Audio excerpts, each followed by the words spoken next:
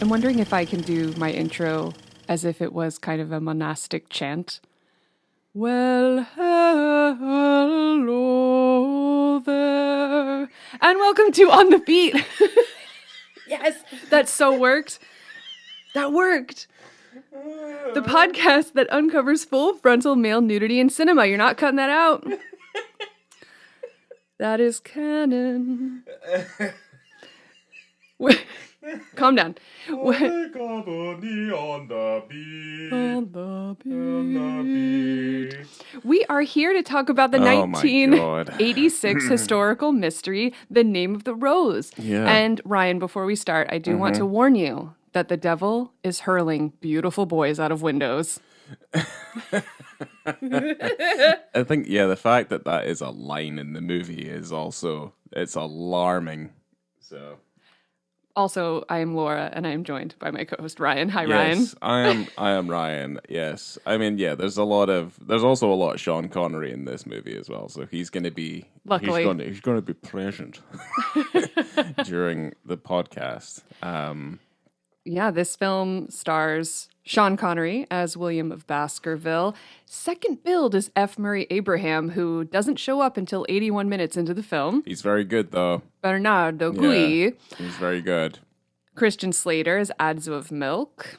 Ron Perlman is in this movie as Salvatore, and Valentina Vargas is simply the girl. Yeah. No name. I will also say as well as this is maybe second to One Flew Over the Cuckoo's Nest for collecting such a colorful cast of like bit part characters who look phenomenal in this. Like they fit this perfectly. And it comes back to my argument from before where I'm like, where are those people? Like, where are they now? Because people obviously back then, like a 39-year-old back then doesn't look like a 39-year-old now. So I just wonder where they are, because I want them. I want them for a film that I'm making that's very similar to this. I want those weird-faced, buck-toothed, big-nosed, massive-eared, big bald chaps that have like those very interesting like landscape faces. Where are they? Why don't you ask director Jean-Jacques Annaud, who is still alive? Okay. Because he hunted and searched and trekked around the world to find these characters and these people who looked weird. All right. Well, I mean, are they all just in France? Because that would also make sense. Or Italy, where the movie is set. Europe. Yes. Well, he's a French director. He's a French film director, screenwriter, and producer.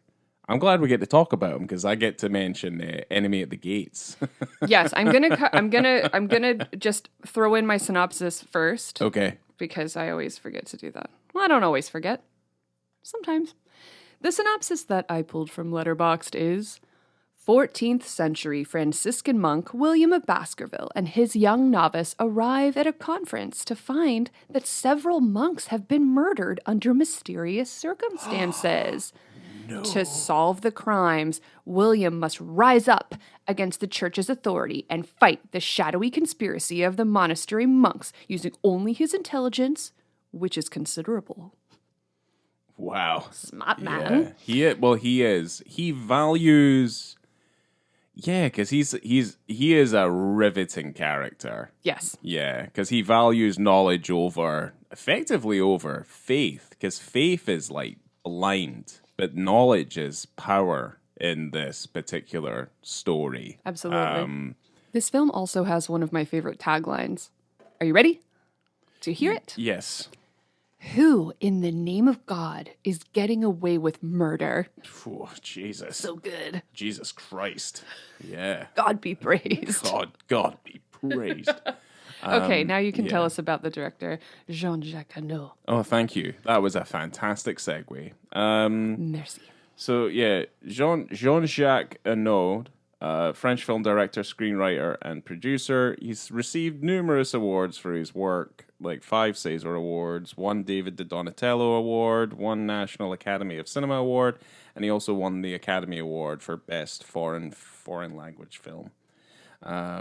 he has mostly been a film director. He hasn't really strayed too far into TV or anything. There is one TV thing, but I didn't write it down.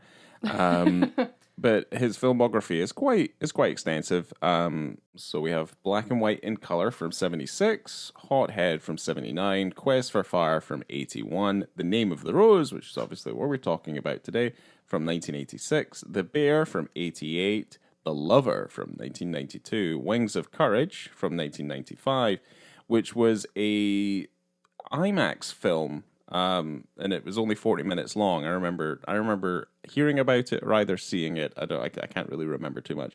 7 Years in Tibet, that's that Brad Pitt vehicle from 97. Oh, yeah. Enemy at the Gates from 2001, where everyone is Russian, but they're not Russian. Two Brothers from 2004. His Majesty Minor from 2007. Black Gold from 2011. Wolf Totem from 2015. And then we have a film in 2022, which I'm probably going to crucify, Notre Dame Brûle, I think. Wow. Yes. Well, I should have said it in my Sean Connery voice. But there's no S's in there, so it's kind of like a waste of my time. But yeah. Yeah, that's fair. I was searching for where this monastery was because, you know, like why don't they say the name of the monastery? But this was not set in a historical monastery. Yeah. The exteriors and some of the interiors were constructed outside of Rome on a hilltop, but this prop set ended up being the biggest exterior set built in Europe since Cleopatra from 1963. It's incredibly impressive. Like Yeah. it's huge. Like it's really cool looking.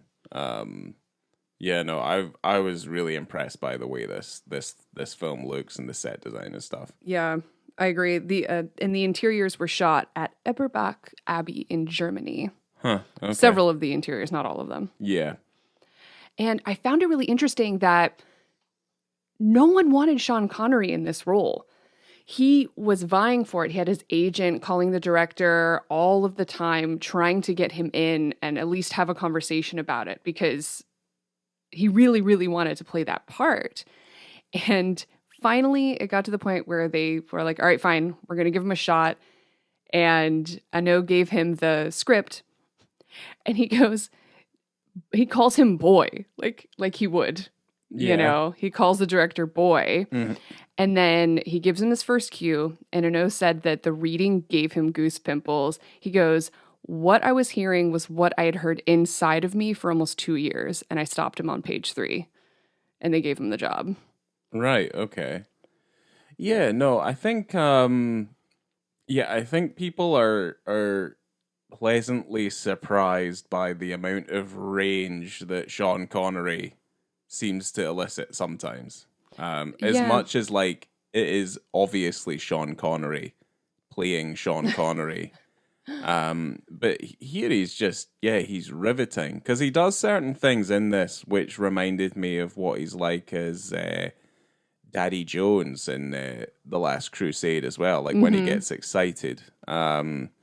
And certainly there's other things as well, you know, because obviously I think The Untouchables is also still a very good role for him as well, even though it's a little bit all over the place. I think people would be pleasantly surprised. I think he's just got a star quality about him though. Just makes him riveting on the screen.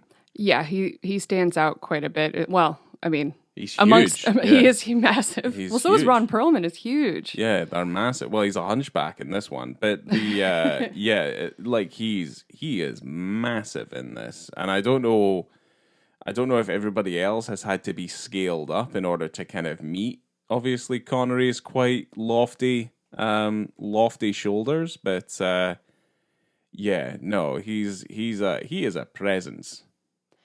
Everyone on set, the cast, the crew, only had good things to say about Sean Connery because he doesn't have an amazing reputation. No. So it's interesting to me that the director talked about working with Sean Connery and working with F. Murray Abraham. And what he said was, everybody warned me that Sean Connery was impossible and an extremely difficult character. He was an absolute dream, and I got on with him fantastically. My only bad memory of an actor across my whole career, and I've directed, I think, thousands of actors, was F. Murray Abraham. Oh, wow. Okay. He was terrible, not so much with me, but rather with Sean. He would say, I've got the Oscar, and he's an old idiot. Oh, dear. They would both arrive late because Sean didn't want to wait for F. Murray, and F. Murray didn't want to wait for Sean. It was like a school playground. Okay. He was a diva. Yeah. Yeah. Other 'Cause, people like, said it too yeah. about working with F. Murray Abraham. Apparently, he's an asshole. Oh, boy. Yeah. The next year, by the way, was when Sean Connery won the Oscar for Untouchables. Yeah. It's So. a weird, yeah, it's always a weird, it's a weird one to win for, is the Untouchables. I agree. Because his accent is literally all over the fucking place in that one. But he pulls it out of the bag. It's kind of like it's kind of like Michael Caine. Like Michael Caine can't be anything other than Michael Caine, but he elicits some level of range, like some difference between the characters to make each of them memorable. Well, they both went from being sexy spies traditionally in film to kind of I'm sure it's difficult to kind of transition into that older actor and kind of seeing what type of roles you get from there, which I think is what Sean Connery is fighting against this whole time, is that he's Bond. Yeah. And people go, he's Bond. Mm-hmm. How is he going to play this Franciscan monk? Yes. How is that going to play? Well, this is some time after Bond. For sure, but he was having a hard time. Yeah, he would have been having a difficult time. And he has done unfortunately, he's not with us anymore. But I feel like he elevated himself from those Bond roots as much as they tried to like bring him back. But the minute Sean Connery had his facial hair and he went grey and he stopped dyeing his hair and stuff like that, like folk knew it was like, no, he's definitely trying to distance himself from the James Bond persona. Yeah. To, obviously the lovable, cuddly Sean Connery okay. that we all love. So totally. Yeah. No, but I think both of those actors came from very similar backgrounds. I think Sean Connery started more as a model, and I think that's kind of where that came from. I'm not too sure if Michael Caine did the same thing. He could have. He could have. He definitely could have. And but either way, like their performances elevate whatever film they're in. I think that's like that's the true makings of like a movie star, basically. Hell yeah. Which I don't think you don't see it as much anymore, I don't know. I guess we've maybe moved I'm away sure from that. There are.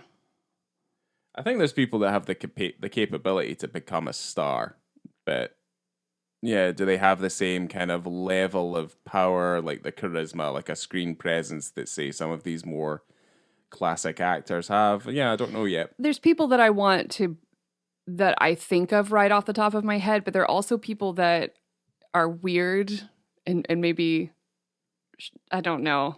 They're weirdos, like Tom Cruise. Yeah, well, he's kind of like a weird outlier, though. It's like you either like Tom Cruise or you really don't like Tom Cruise, and I'm kind of somewhere in the middle. Well, really, then with that Tom defeats Cruise. your point. Yeah, I think that doesn't work. I think I did that before. Yeah. You either love him or you hate him. I'm kind of in the middle. Like, no, no, sir. But I'm with you. No, no. Let's just say there's a spectrum of emotions regarding Tom Cruise. Yeah. Yeah, but there are people that really can't stand him and can't stand you.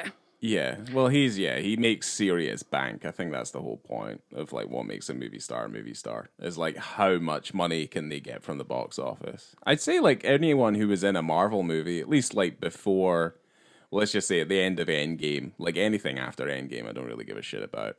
But anyone who was in those Marvel movies, you would say they're movie stars probably. They just don't have the range that I think Sean Connery and stuff have. Robert Downey Jr. Yeah, maybe he's an outlier still. Yeah. Yeah, Chris Evans, I'm not really too fussed about seeing in anything else, really. He's going to be in a Christmas movie with The Rock and, oh my gosh, what's his name? J. Jonah Jameson. What's his real name? Oh, Gene Simmons? Gene Simmons. Yeah, isn't it Simmons? Something Simmons? J.K. Simmons. J.K. Simmons. And not the singer of Kiss. Anyway, I saw a Well trailer done. for it the other day and I just groaned. I go, oh man, this looks bad, but I'll probably go see it anyway. Oh, of course you will. Of course you will. The Rock? Yeah, talk about range. Well, he's the guy you show The up and you're Rock. like, oh, that's... Anyway, there's going to be trouble. Yeah. Okay. He's going I to lift a want... skyscraper with his bare hands. I Yeah. love Skyscraper. I want to bring you all back to the year of our Lord, To the Dark Ages. 1327. Mm-hmm. And I would also really like to talk about the monk's tonsure, which I find so incredibly fascinating. Okay. I didn't know the name of it before, but I do have a minor in medieval history, so I should know what this is. Wop, wop. Here we go. I wrote a lot of history, so you guys are going to learn some shit today. Actually, I have a minor in medieval history. I really thought that you guys should get some medieval knowledge. You only bring it up like 2 or 3 times a day. Like, tell me about your minors and your majors. That's so incorrect, but maybe I should just to torture you. I majored in the school of life. I majored in the school of hard knocks. Yeah. Motherfucker.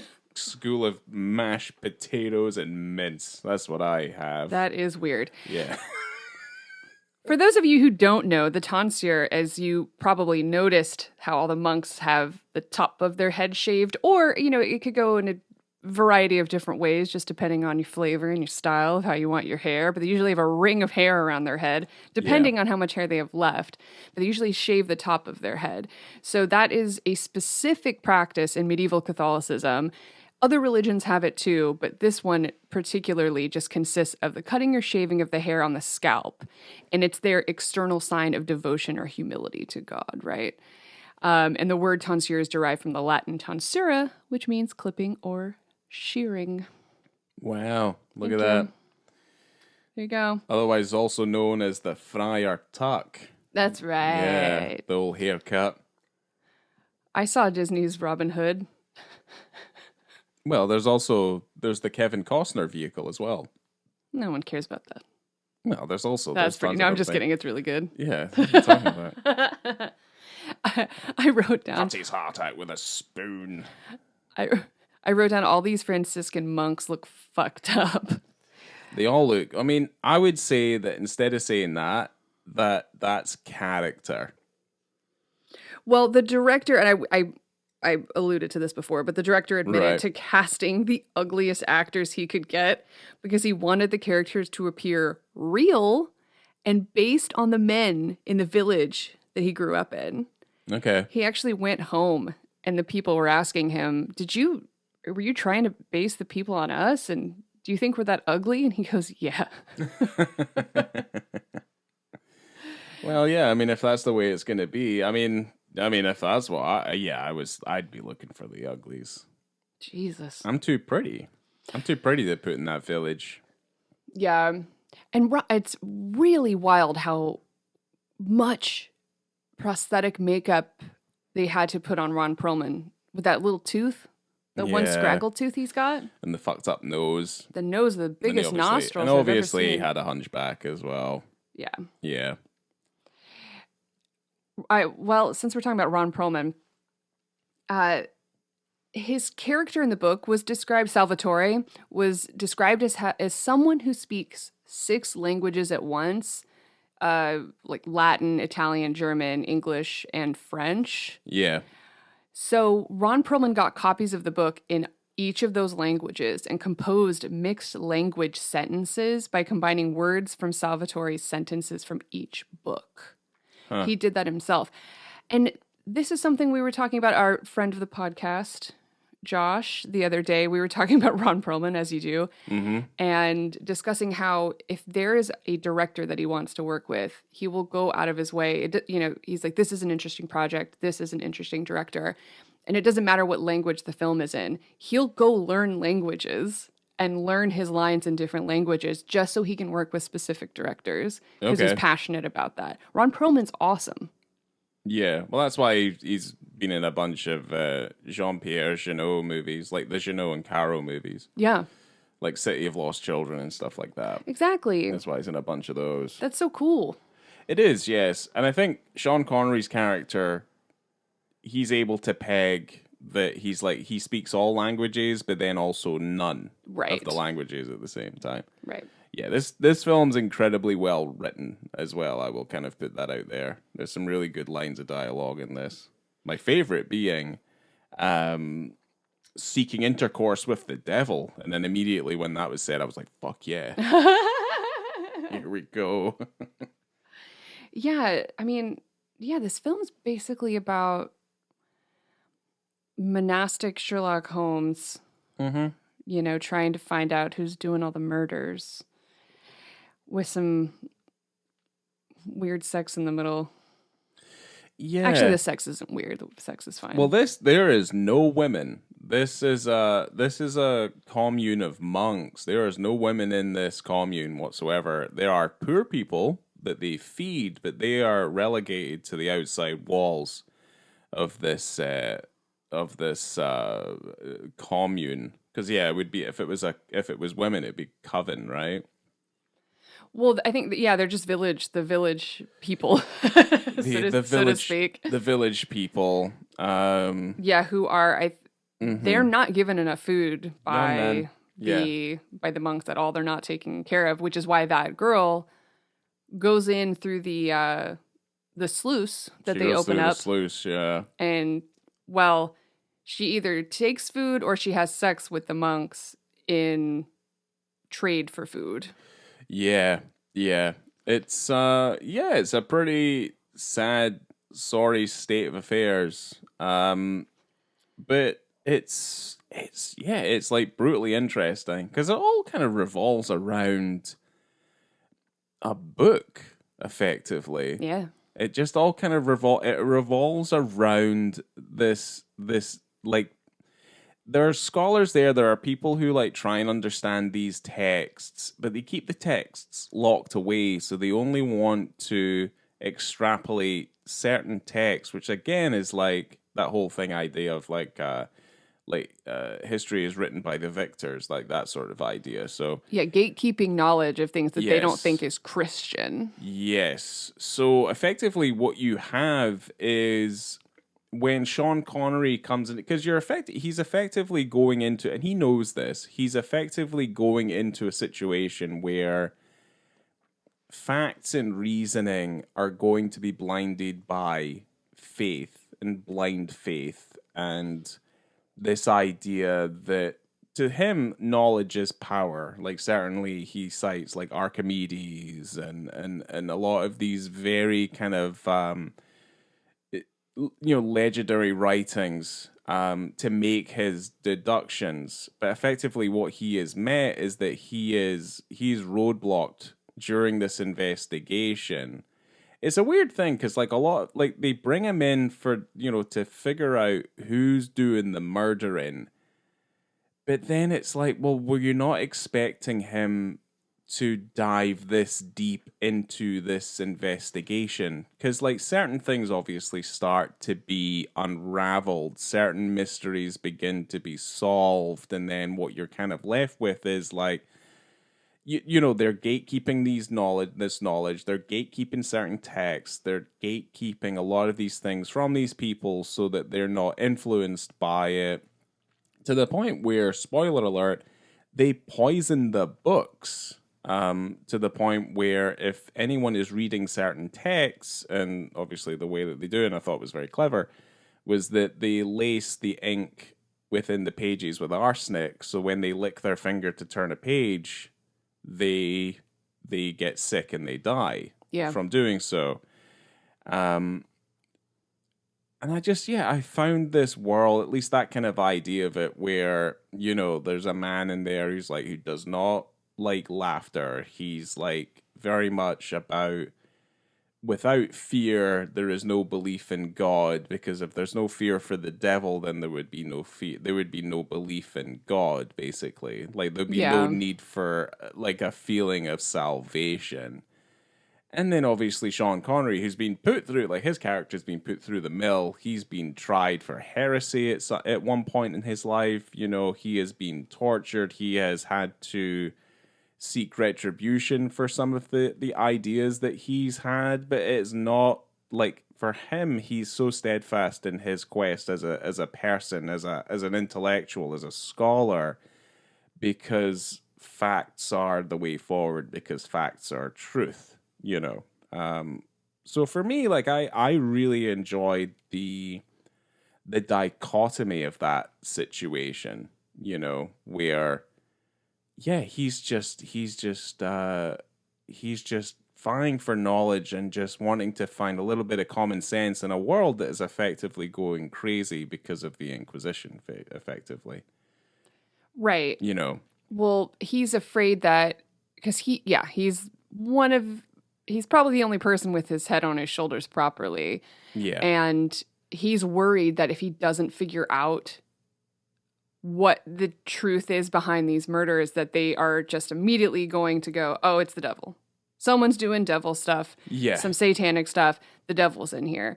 There was one point where they go, what's worrying me the most is how much it seems like they want the devil in here. Like, how much they're talking about it. Yes, but I think it comes back to the fact that, like, if they have the devil there, then they have an element of control over these people by saying, like, well, look, the devil's here, but if you believe in God hard enough, then you'll be safe. I think that's basically what that means. I mean, that's how it goes. I mean, that's what religion is, guys. If you didn't know, it's a control device. It always has been. So, I don't know. Well, by some people. For others, it's a way to be a good person if you use it the way that if you use it wisely. Yeah, if you actually read the Bible and you actually understand it, then you can get good stuff out of it. You don't just cherry pick out of it and just make those certain things something that you feel like you need to believe in because you're deep down a bad person. But yes, I do enjoy, at least in this film, the dichotomy of this situation when these two characters come in to back, because at the opening of the movie we see them on a horse, and I was later corrected. Slater's not on a horse. No. He's on a donkey. Yeah. He's a donkey. Because he's the apprentice. He is. He has an ass. And also, he's riding an ass. Sean Connery can't fit on a donkey. He's massive. No, that was a big horse. Yeah. Probably taller than a horse, that guy. Oh, he would break the back of that fucking donkey. Christian Slater is just a little guy. He's only 17 when they filmed this.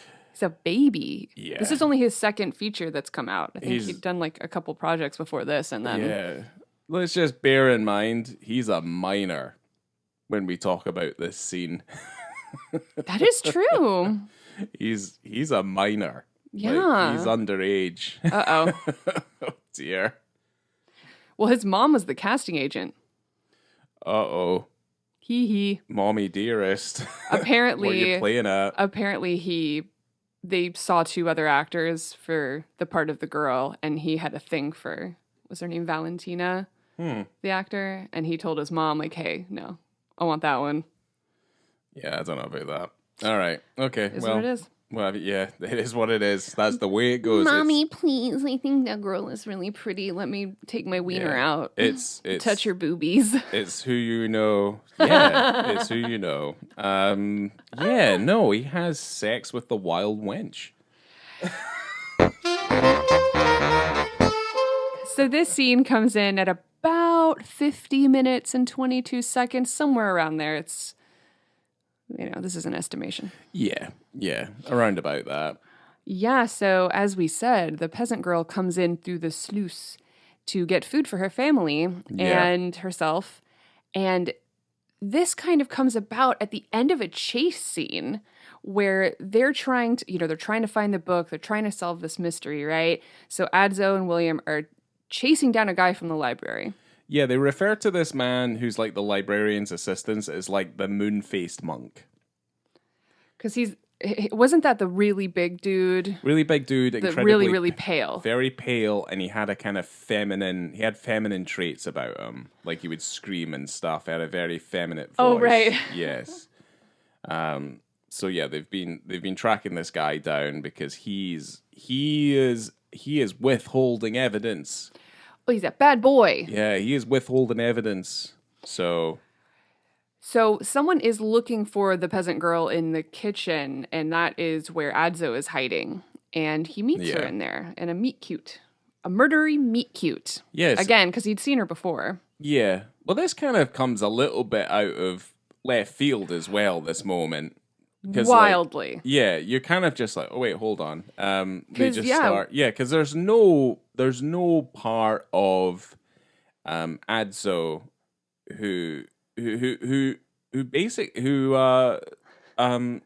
he kind of just lets it ride, basically. It's a little bit predatory on her part, quite a bit, for Yes. a while until he starts to participate. But at the beginning, Yeah.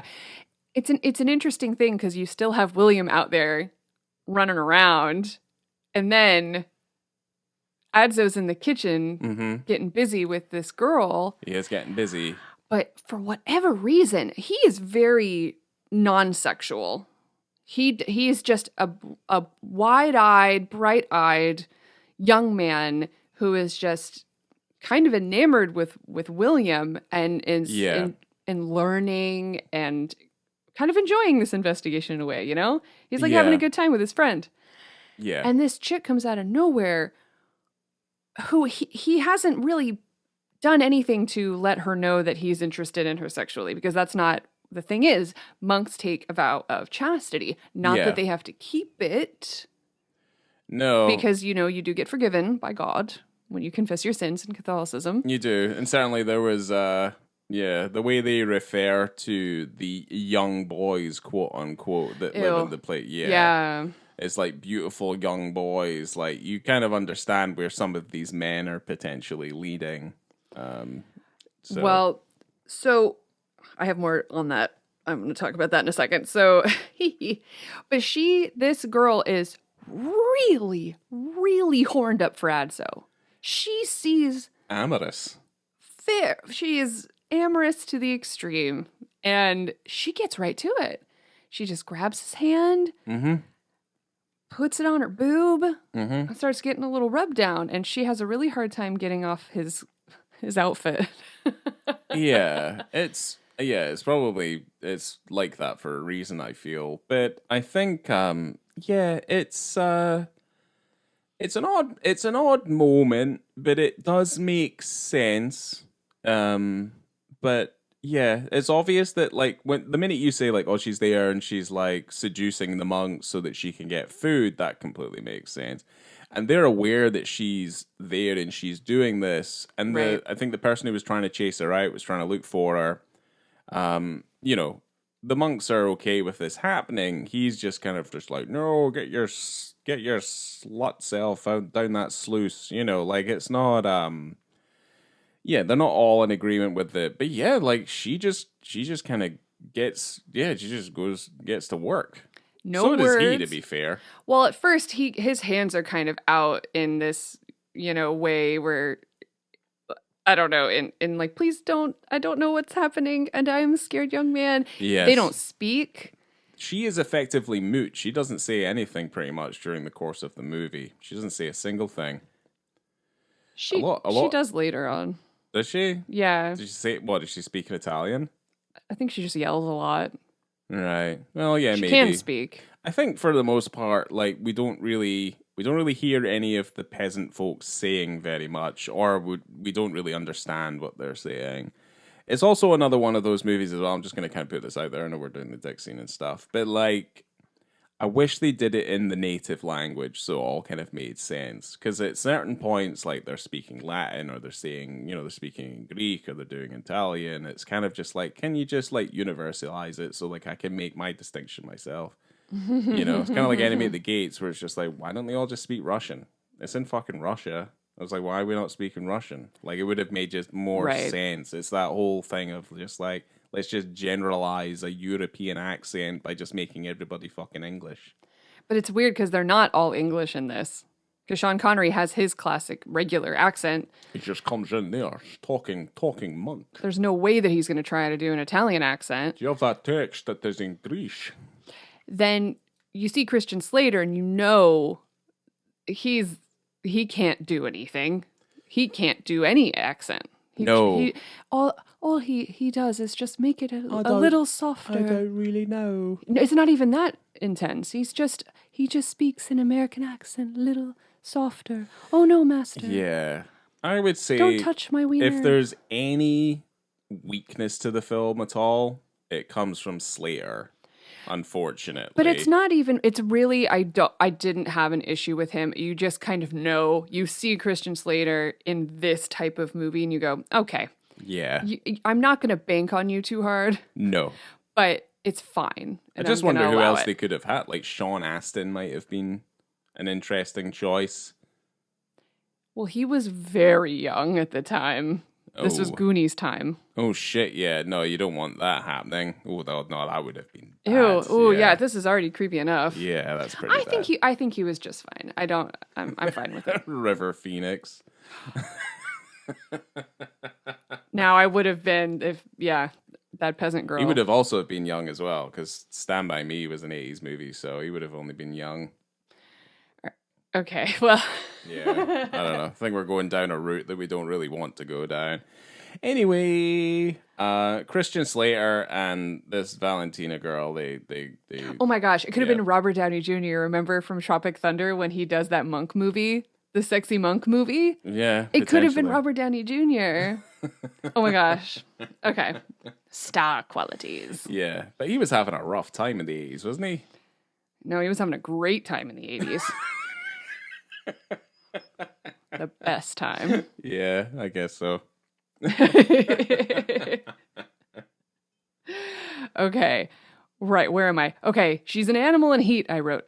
And she's got to get her monk on. That's what I said. She's got to get her monk on. And they get their monk on real slow and tender like. But yeah, there's a sex scene. There is a sex scene. So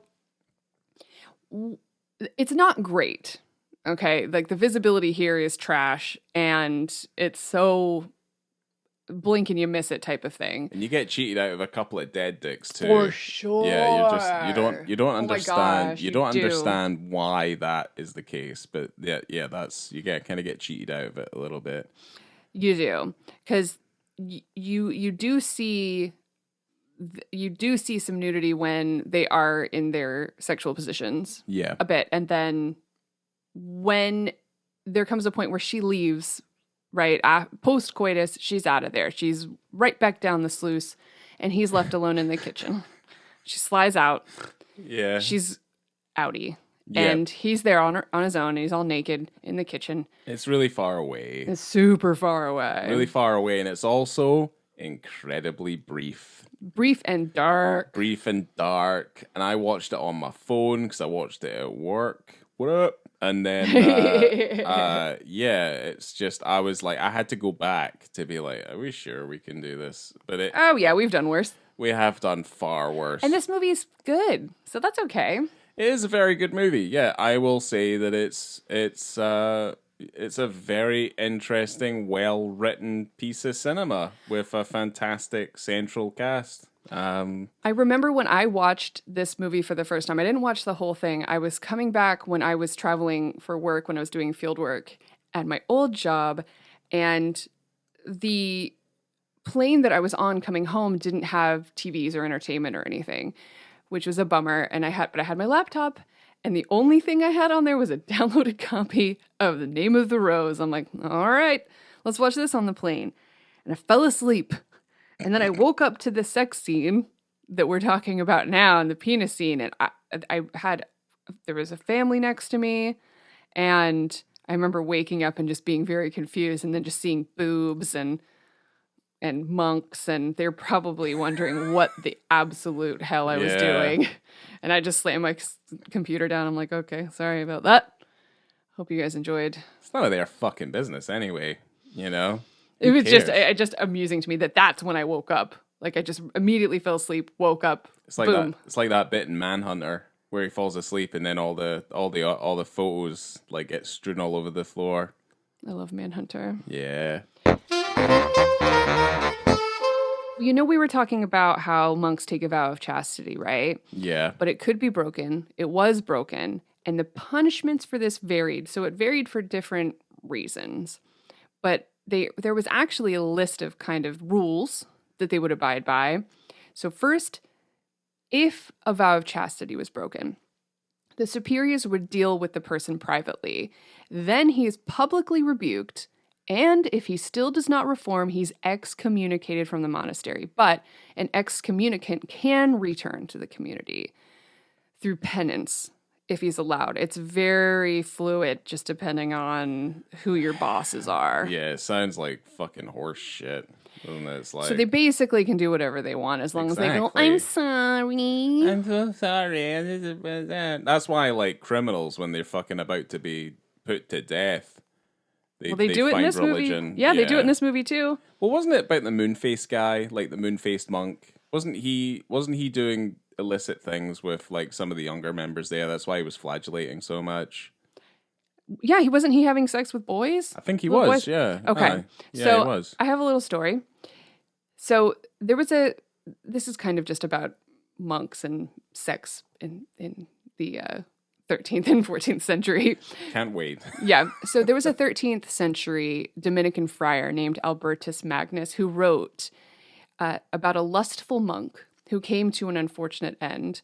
He said that having desired a woman, desired is in quotes, a beautiful woman 70 times, he died.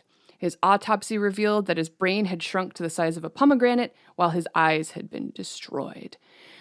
There was a lot of fear back then about sexually transmitted diseases and what would happen. So people were afraid to have sex, right? But then also you're not meant to have sex.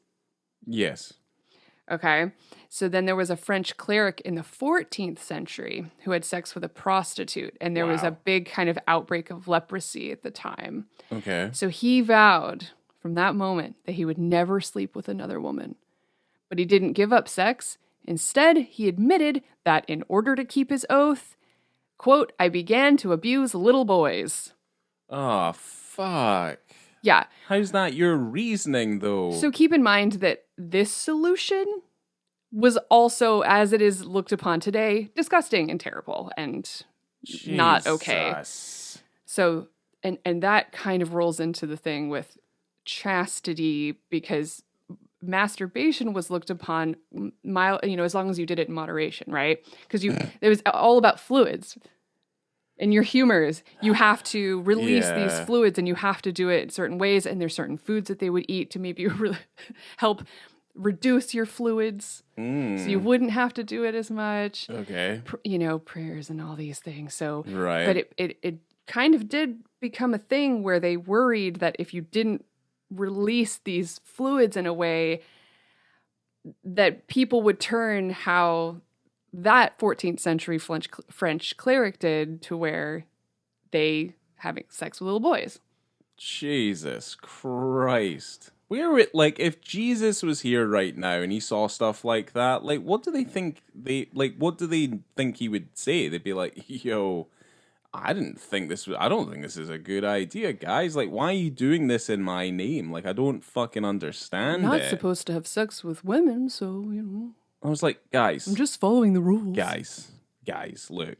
We can bend the rules, but, like, don't bend them to the point of, like, abusing little boys. Don't abuse anybody. Creeps. It's fucking disgusting. Thank you. I'm glad I brought it up. Absolutely disgusting. All of it. Like, well, you know how anti-religious I am in general. Like, I just don't. It's just so. Yeah, it's so draconian and fucking. It's just It's just such a fucking horrible state of affairs to be in. It's awful. Oh gosh, yeah, I know. It's really bad. It's gross. And it also, like, it pinpoints, like you've just said, it pinpoints, like, some kind of, some level of, like, continuing male trauma that, like, if they're not able to have sex with women or being able to, like, like, pleasure themselves in one way, like, they immediately just go to boys. It's always boys. It's always little boys. And it's like, well, it's like, it just seems to be like this centuries aged thing that it's like, well, I'm super fucked up. It's like, I'm gonna fuck a boy if I'm not able to do something. It's like, Don't you love organized religion? Well, it's obviously systematic. That's what that just says to me. It's systematic. There you go. Yeah, so We've pinpointed it. we have pinpointed it. There you go. Now we can fix it. Yeah, good luck. Yeah, good luck with that one. Fixing faith? Yeah, I don't think that's ever going to happen. No, fixing What? systematic. Oh, okay. problem. Yeah, it's like... Okay. Right. Anyway, let's move on. Did you know that I wanted to bring up about how the Victorian era books were poisoned, and I was going to just point out how, like, I know that this book, Aristotle's second volume of Poetics, was poisoned, but that was intentional. But did you know that in the Victorian era, there were books that were colored with mercury, lead, and arsenic to make them look better with, like, bright green colors? Yes. But it caused lesions and cancer. Mm-hmm. There's actually a program out there right now, I think it's like called the Poison Books Program, where if people have any of these old books, they can send them in. Yeah. So people don't get cancer from the books. I read about that in school. Yeah. Yeah, because I got taught the Crusades and stuff when I was in school, and also got taught about, well, it wasn't Do you also have a minor in medieval history? No, but at least in the UK, like, that stuff's a little bit more prominent. Like, it's more interesting. Medieval history, Hell yeah, it is.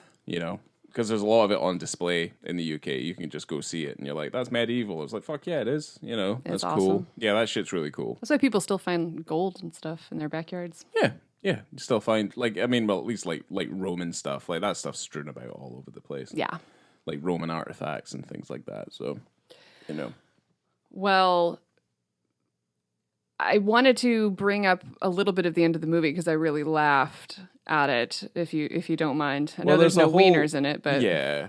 Well, we're not even going to talk about the movie because I think the movie's a really interesting thing that, like, you should watch, and it's a kind of twisty turny sort of detective tale. It's you don't want me to talk about, like, the Bernardo thing and Saruman and the there's a lot of fire. There's a lot of purification with fire, which ironically is used against them. And a lot of the books that they find that are hidden away are destroyed, which is unfortunate. Yeah, but you're gonna get the books. You get the book, but I mean that's the thing. Like it's where you're like, he values this knowledge, which is something I quite admire in the character, which I thought was interesting.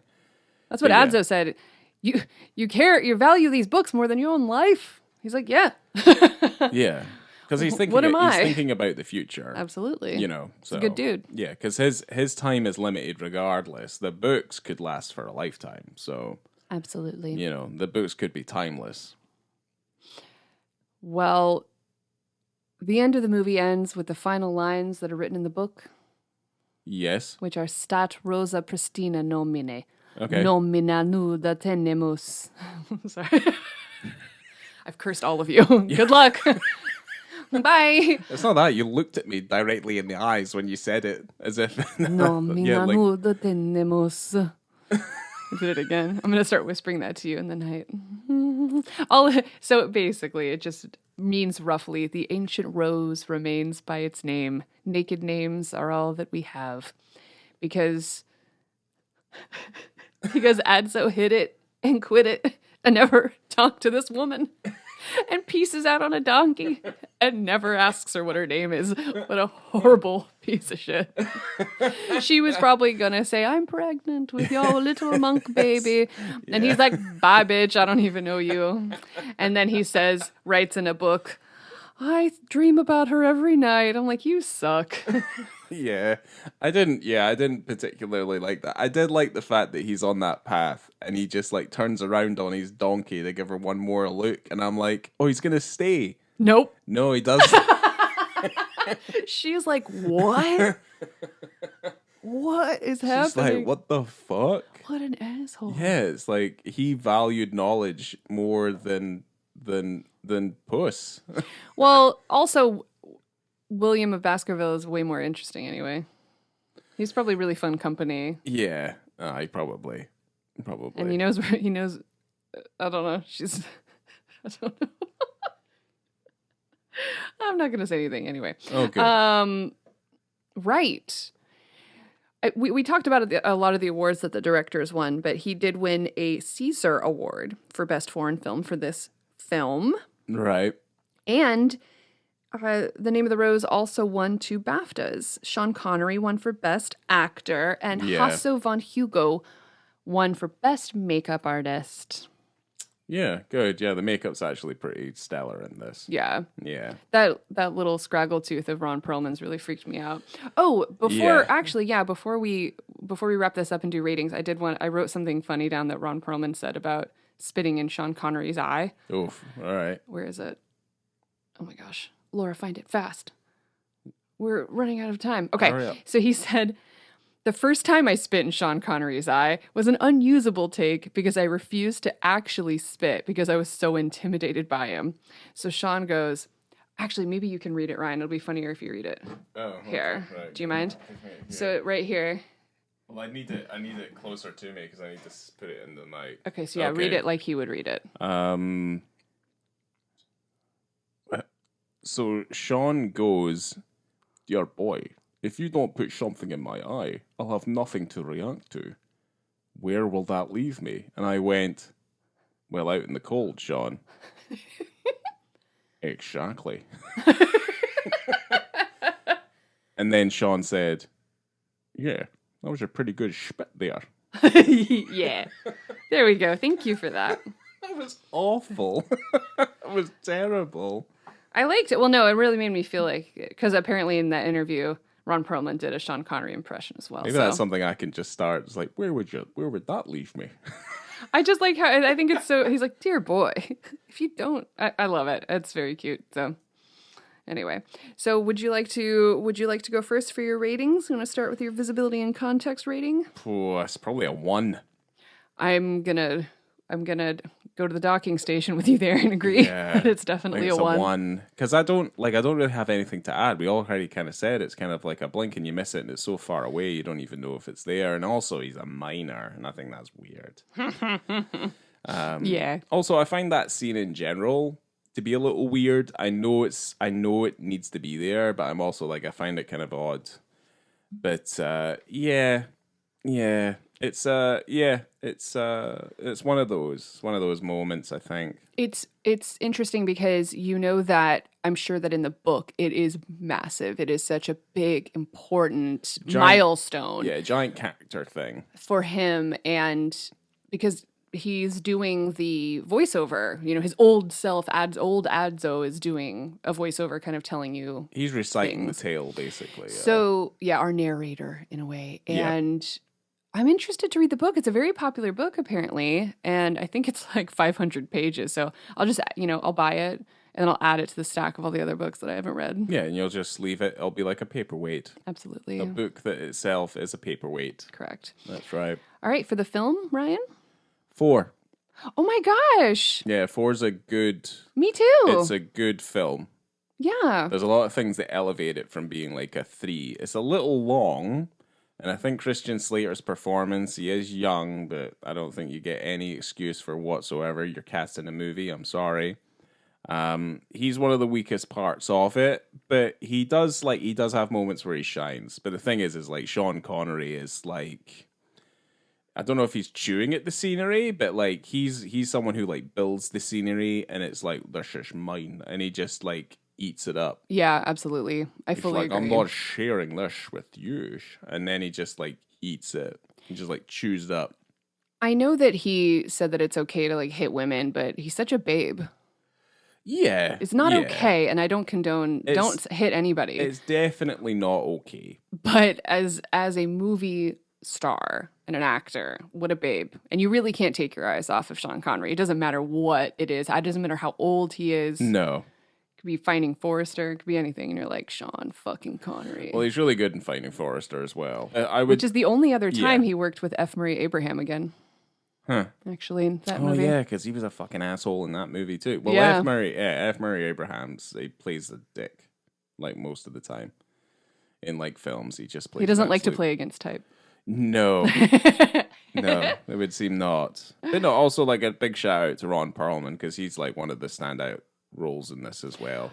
Ron Perlman I'm sure that he's someone that you could meet at a convention and he would give you a hug and he would just be a really genuine human being. Yeah, I don't know. I don't know about that yet. You don't? Oh my gosh, is he really creepy and I don't know? No, I think he's just like, I'm an old man, just like, I just need to get this done. I just want to go home. Oh. Yeah, all right, I think well, that's what that is. I don't know. That's just what I think. Yeah. But yeah, this film, I gave it a 4 as well. This film is beautiful. It's so well done. It's gorgeous. It's entertaining. And I don't know if you guys know this, but I have a minor in medieval history. So I really kind of, I understood a lot of it. And I Told thought it you was- she was going to say it at least twice. Yeah, told you. She was going to say it at least twice. So there you go. Is there anything else that you wanted to drop in here? No. Coming to you from a remote abbey in the dark north of Italy, I have been Laura. I was going to do like a Sean I Connery know. thing. Yeah, like, I've been Sean. Okay. Don't forget to follow us on Letterboxd. You can Oh. find the links to that on the internet, and on our website, on thebeat.com, and on Instagram, which is on the Beat, BiTTE. And, we're on there. And we will see you next time. Stanley Goodspeed. Yeah. All right. Yeah, I guess. Fare thee well.